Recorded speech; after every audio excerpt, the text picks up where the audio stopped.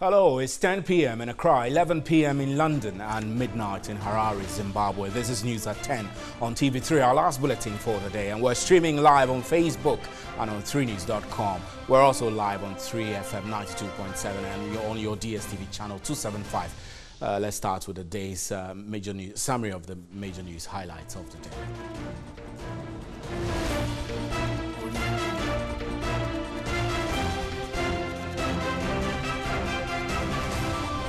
The National Association of Graduate Teachers, NAGRAT, has suspended its strike following government assurance of releasing funds to pay arrears of additional 10,000 teachers by May 6th.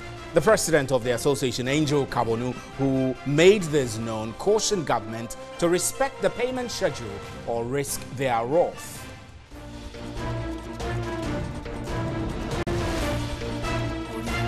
And tonight in Accra, Circuit Court has sentenced two persons who were involved in the Kwabenya cell break to 66 months imprisonment. Kofi Dako was slapped with 32 months, while Emmanuel Kote was sentenced to 34 months imprisonment. Both were convicted on their own plea.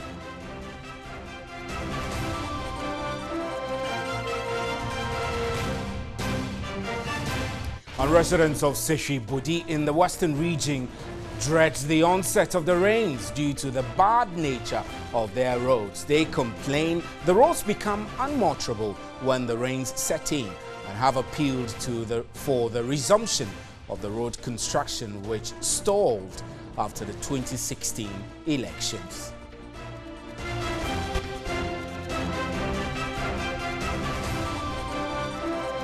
And elsewhere on the continent, Nigerian President Muhammadu Buhari's office has said he'll be seeking a second term in office in the elections due next year. It ends months of speculation about whether the 74-year-old leader plans to run for re-election.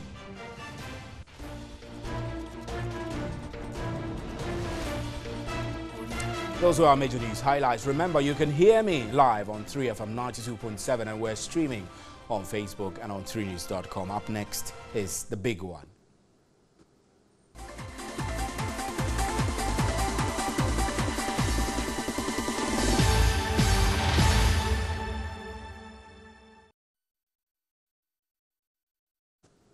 Welcome back. Now, heads of indigenous banks in Ghana Monday met President Akufo-Addo over the Bank of Ghana's new minimum capital requirement of 400 million Ghana cedis. According to the indigenous banks, the new requirement could destabilize local banks. Before the new capital requirement of 400 million cedis, the minimum capital requirement was 120 million. The increase to 400 million represents 233% increase. All the banks have until the end of December 2018 to raise the minimum capital or risk folding up. Let's quickly get onto the telephone lines now and speak with Professor John Gachi, who is a senior lecturer at the University of Cape Coast Business School, is joining us now. Good evening, Prof, and thank you extremely for your time. So this move by the indigenous banks for government to review the 400 million cedis requirement downwards, in your view, should government listen or do something about the amount? Well, thank you very much for having me.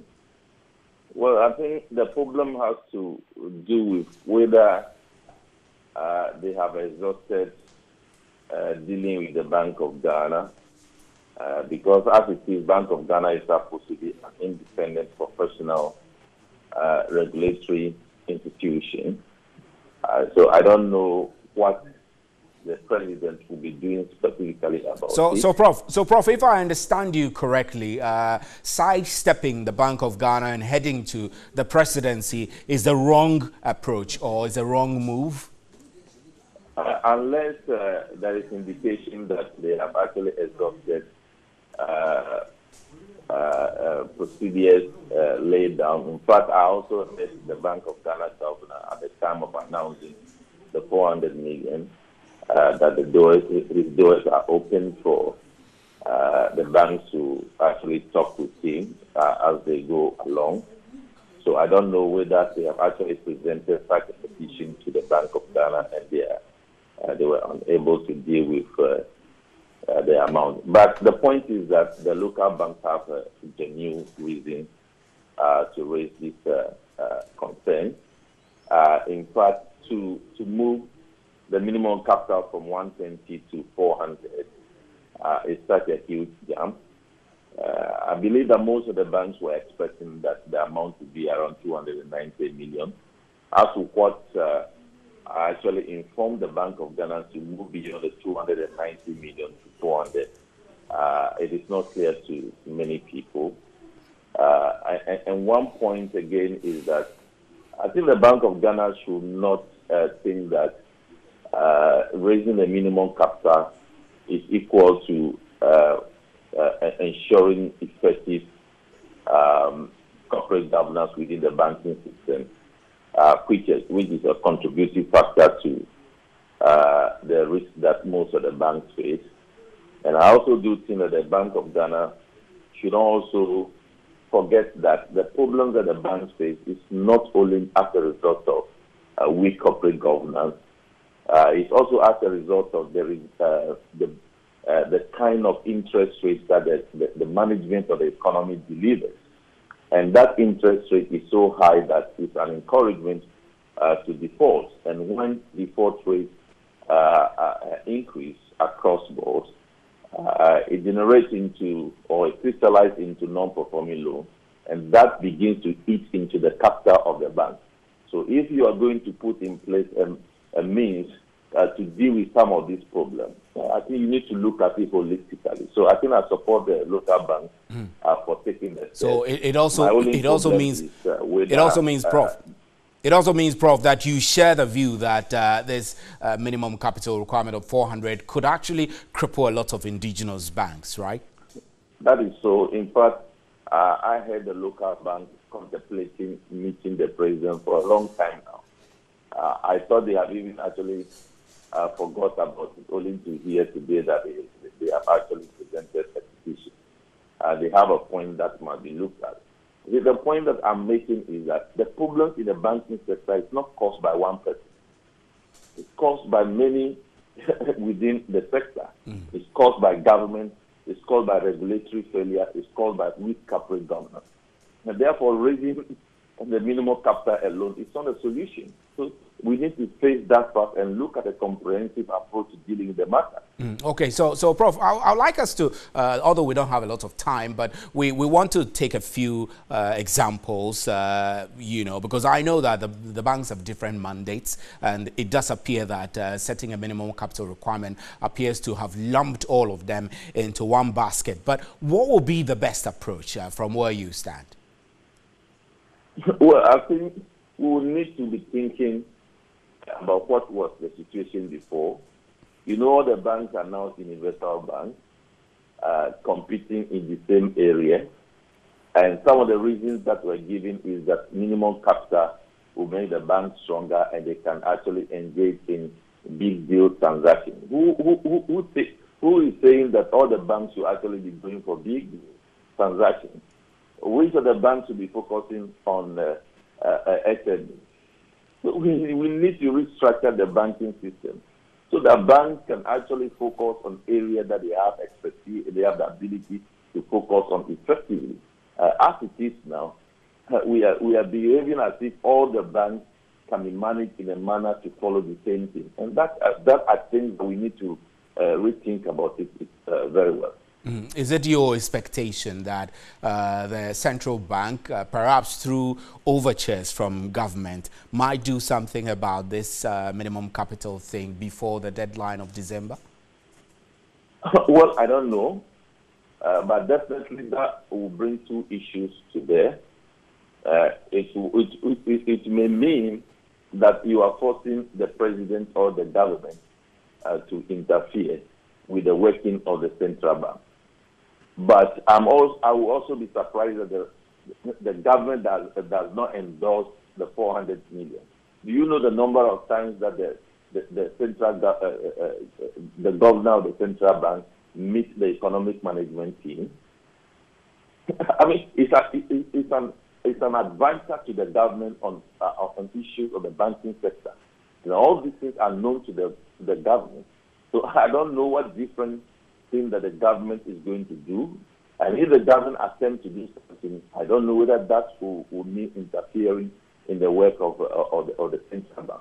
Right. And of course, that will also give some indication to the central bank that, look, you would need to be principle-based in managing the problems in the sector. You need not to be rule-based in managing the problems in the sector.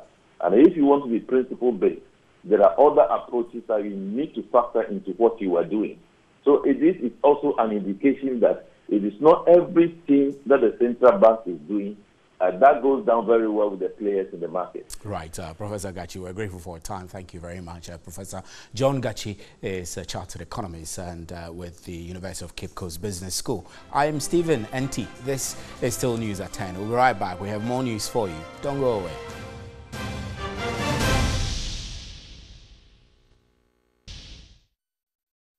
Welcome back. Now, the executive director of the Media Foundation for West Africa, Suleiman Ibrahima, has expressed worry political discourse in Ghana is getting overly abusive. Let's get on to the telephone lines. He's joining us and get a better understanding of exactly what he's referring to. Good evening, sir. Thank you. We're grateful for your time. But I mean, I get the impression from what you're suggesting that this is a new phenomenon, but it doesn't look like it's new. Our political discourse has been heating up over the past couple of years. Thank you for having me. Well, you're right to say that it is not a phenomenon that is new. And indeed, that is why in my comment, I did say that it is getting, overly abusive. Of course, one would expect that in a democratic dispensation that allows people to express divergent views, there can sometimes be clashes of opinions, and as a result, people may get, quite heated in their debate and may sometimes resort to words that you wouldn't expect them to use.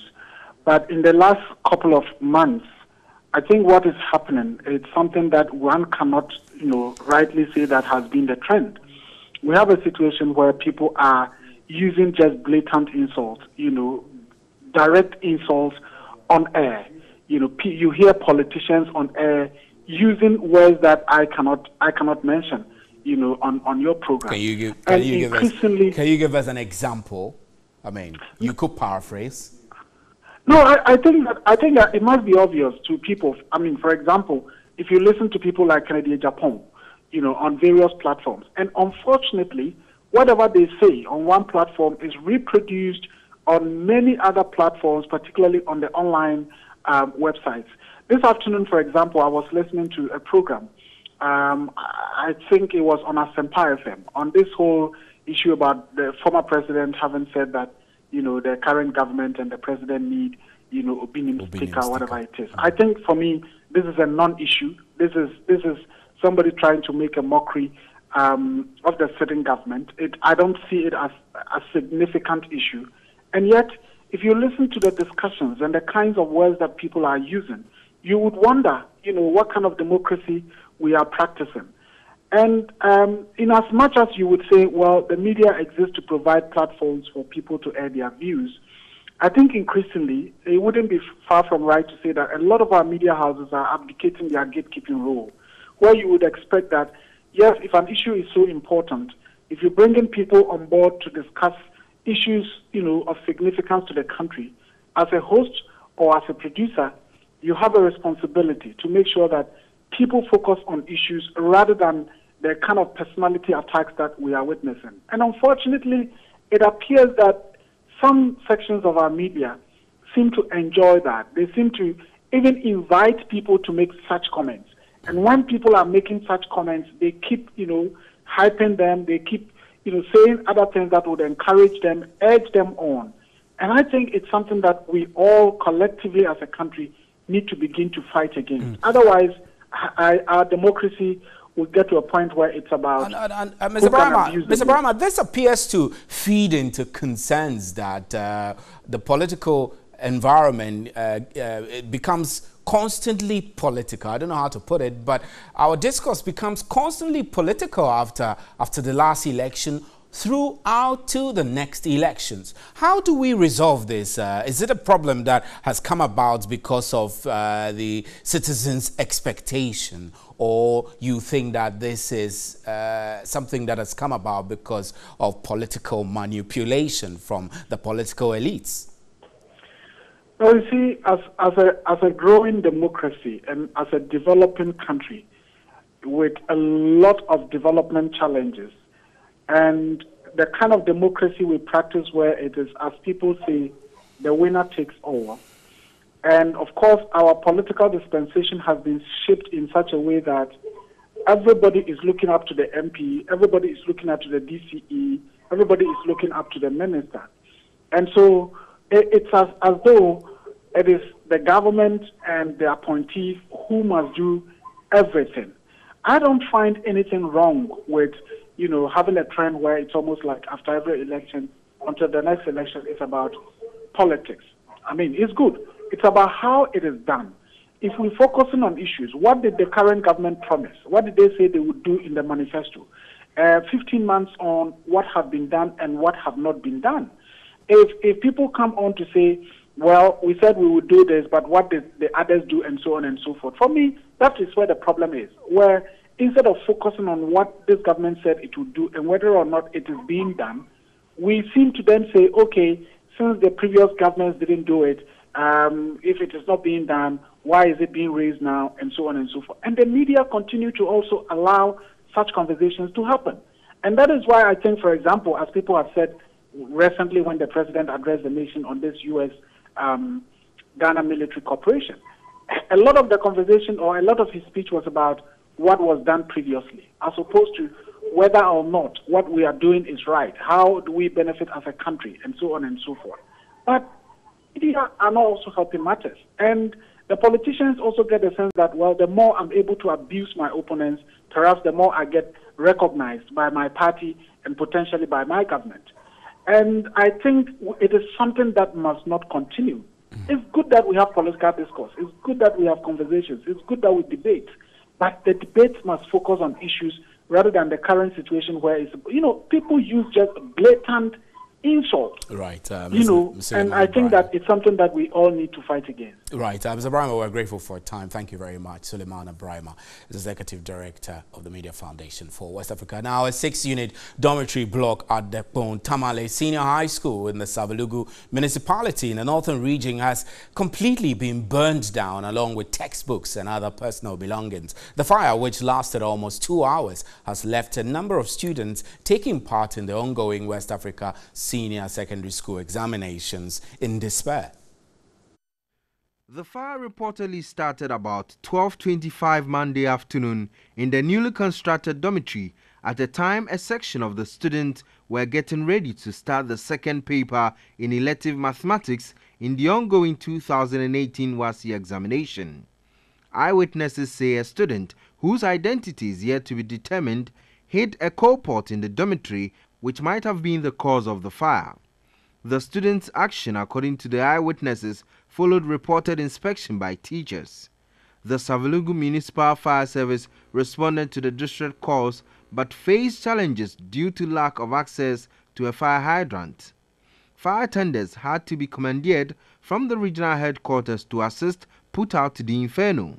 2 male students who sustained injuries as they attempted to salvage their belongings are currently receiving treatment at the Pont Tamale Health Center. In all, about 6 dormitories were completely burnt down, along with every item including textbooks and other personal belongings. The Savalugu Municipal Education Director, Philip Ziblim Isaaku, and the Municipal Assembly Coordinating Director were at the scene to assess the damage caused. The fire service has meanwhile commenced investigation to establish the cause of the fire, despite eyewitness report pointing to a burning coal pot as the primary cause. And in other stories, the National Association of Graduate Teachers, NAGRAT, has suspended its strike following government assurances of releasing funds to pay arrears of additional 10,000 teachers by May 6th. The president of the association, Angel Kabonu, who made this known, cautioned government to respect the payment schedule or risk their wrath. Present at the meeting were the leadership of NAGRAT, NAT, and the coalition of concerned teachers. Government was represented by the Ministers of Employment and Labour Relations and Deputy Minister of Finance Abinal Say. Discussions spanned for over 3.5 hours, during which NAGRAT insisted all arrests of about 65,000 teachers be paid. According to government, 40 million cedis had already been released to pay 2,566 of them. The meeting had to be adjourned for 20 minutes. Both parties later agreed that some supplementary vouchers to be released by May 6 to pay an additional 10,000 teachers. Minister of Employment and Labour Relations Ignatius Bafuewa indicated strong commitment to respect the payment schedule. This month, latest by 6th of May, 10,000 of those who are still owed arrears will be paid. I want to use this opportunity, given the good faith shown by all the stakeholders, to appeal to NAGRAT to call off their strike and go back to their classrooms and help in educating our children. President of NAGRAT, Nje Kabonu, responded positively. We are satisfied with the fact that at the end of this month, 10,000 or more will be processed, and that after that, a meeting will be held subsequently for us to discuss the payment schedule for other teachers. On this note, I call on all my members that the association is suspended its industrial action for now and hope and pray that the commitment shown here is sustained. Head of Conditions of Service for the Ghana National Association of Teachers, NAT, Ahina Kwakwashi, asked their members to wait till May 6. They have validated 38,039, out of which 31,566 have been approved for payment. Again, after payment of April salary, they will pay some, and that will be about 10,000 and over. So the 10,000 which will be paid at the end of... That will also be a supplementary. It will go beyond the April salaries. So it will be paid in May, either a week or two after in May. But would that be coming out of the 31,000? Yeah, that will be coming out of the 31,000. Earlier, the General Secretary of NAT, David Ofere Champon, had indicated that the audit service will release a list of those to be paid next month. We had been brought back from IPPD 3, which at that time was the system used to paying the teachers, to IPPD 2. So there was no way Controller Accountant General could do the verification without extracting data from the disused IPPD 3 to compare with the figures, the numbers that had been brought by the audit service, to be able to arrive at a figure. So Controller was able to do that job by the 23rd of March, pulling the data of these 2,566 people, matching it against the list provided by audit service, and then writing to the Ministry of Finance on the 23rd of March and said that Ministry of Finance, generally these people are owed so much money. And the Ministry of Finance responded on the 29th and said that yes, pay them and charge it to the March salary of the GES staff. Both parties have agreed to convene another meeting to discuss subsequent payment by the end of next month. And residents of Seshi Bodi in the western region dread the onset of rains due to the bad nature of their roads. They complain the roads become unmotorable when the rains set in and have appealed for the resumption of road construction, which stalled after the 2016 elections. Here's a report by correspondent Beatrice Spiogabra. The 15-kilometer Dwaboso-Bodi Akontombra Road rehabilitation, awarded on contract by government in 2014, was expected to be completed in 2 years. 10 kilometers of the stretch has been completed, but yet to be handed over to the Ghana Highways Authority. The Swano-Bodi stretch, which is yet to be reconstructed, is in poor shape. Motorists complain their vehicles break down frequently due to the bad nature of the road. Contractors complained about the delay in release of funds.